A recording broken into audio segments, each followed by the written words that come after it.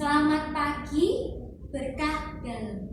Berjumpa kembali dalam renungan hari ini, Jumat 24 September 2021 yang bertepatan dengan pertemuan ketiga bulan Kitab Suci. Renungan hari ini bertema Yesus, sahabat bagi yang menderita. Marilah kita mulai renungan hari ini.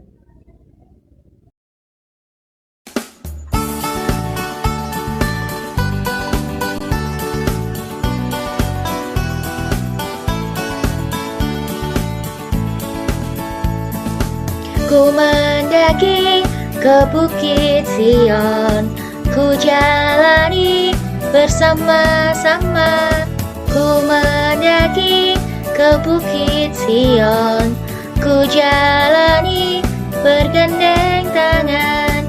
Haleluya, oh haleluya, ku jalani bersama-sama. Haleluya, oh haleluya, ku jalani bergandeng tangan. Marilah kita awali renungan hari ini dengan berdoa bersama. Dalam nama Bapa, Putra, dan Roh Kudus. Amin. Ya Bapa, kami anak-anak-Mu datang kepadamu untuk mendengarkan firman-Mu. Kami percaya bahwa firman-Mu itu pelita bagi kaki kami dan terang bagi jalan kami. Dengan firman-Mu, Engkau senantiasa membimbing kami untuk hidup sebagai anak-anak-Mu. Karena itu, kami mohon kepadamu ya Bapa, utuslah Roh Kudus-Mu untuk menerangi hati kami dan budi kami, supaya kami dapat memahami firman yang Kau sampaikan kepada kami, demi Kristus, Tuhan dan pengantara kami.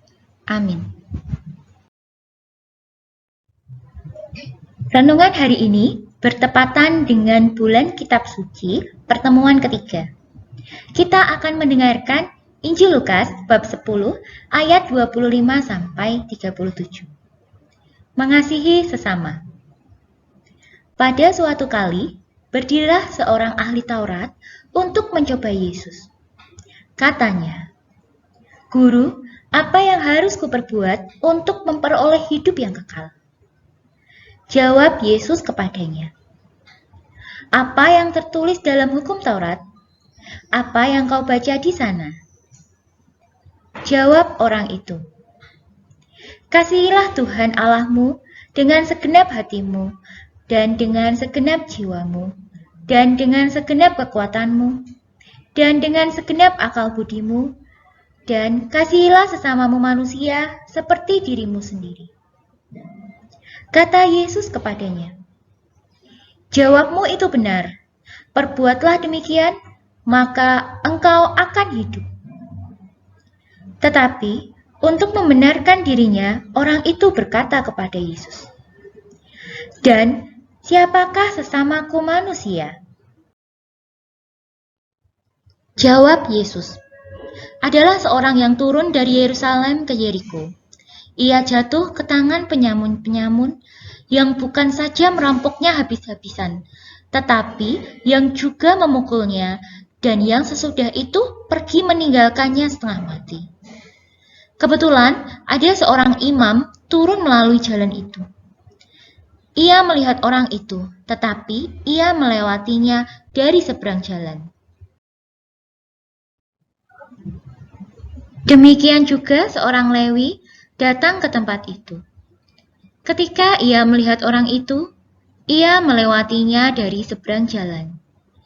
Lalu datanglah seorang Samaria yang sedang dalam perjalanan ke tempat itu. Dan ketika ia melihat orang itu, tergeraklah hatinya oleh belas kasihan.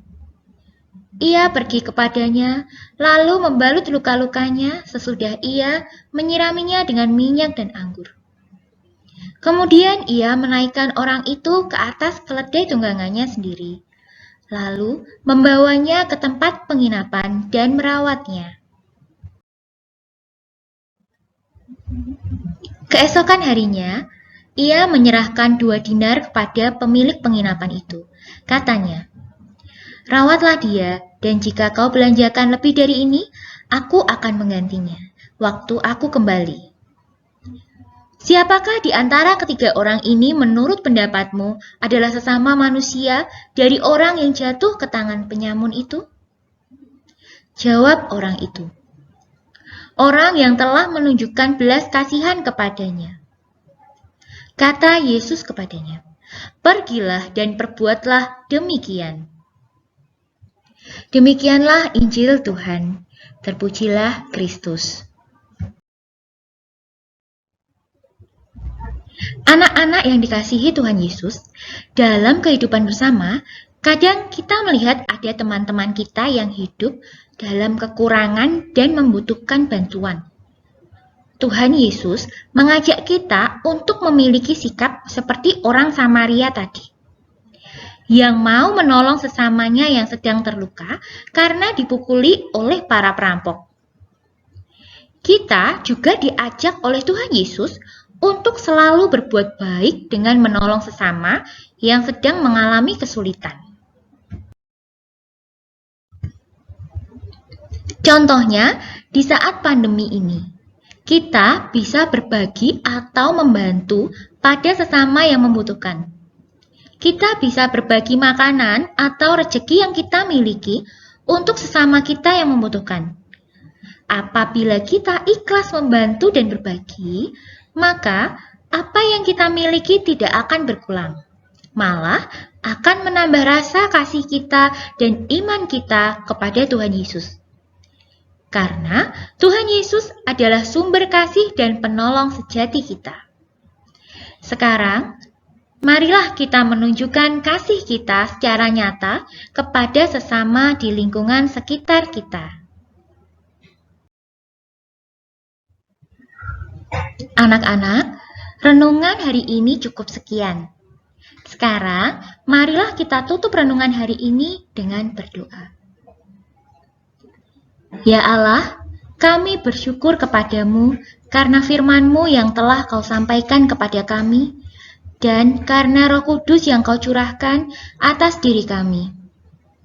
Bantulah kami, supaya firman-Mu yang Kau taburkan dalam diri kami, senantiasa membimbing kami untuk hidup sebagai anak-anak-Mu. Kobarkanlah dalam diri kami kasih kepadamu dan kepada sesama kami, supaya kami senantiasa mengasihi Engkau, Bapa kami, dan mengasihi sama kami. Demi Kristus, Tuhan kami. Amin. Dalam nama Bapa, Putra, dan Roh Kudus. Amin. Berkah dalam.